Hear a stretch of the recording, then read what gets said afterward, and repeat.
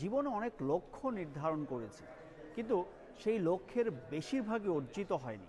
কখনো কি নিজেকে প্রশ্ন করেছি যে এই এত লক্ষ্য নির্ধারণের পর তার বেশিরভাগ কেন অর্জিত হলো না?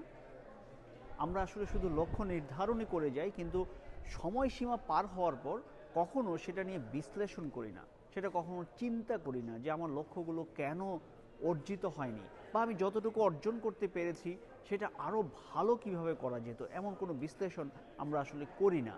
তো এই লক্ষ্য নির্ধারণ এবং সেটি অর্জন, এই পুরো প্রক্রিয়াটি হচ্ছে নিউরো সাইকোলজির একটা বিষয়। তো নিউরো সাইকোলজিকে অ্যালাইন করে যদি আমরা লক্ষ্য নির্ধারণের কাজটা চালিয়ে যেতে পারি এবং লক্ষ্য অর্জনের জন্য নিউরো সায়েন্স যেভাবে কাজ করতে বলে সেভাবে যদি আমরা কাজ করতে পারি, তাহলে আমাদের লক্ষ্যগুলো অর্জন করা সহজ হয়ে যাবে। তো পরবর্তী কোনো লক্ষ্য নির্ধারণের আগে আমরা আশা করি এই নিউরো সাইকোলজির এই সায়েন্সটুকু আমরা মাথায় রাখবো। সবার জন্য শুভকামনা।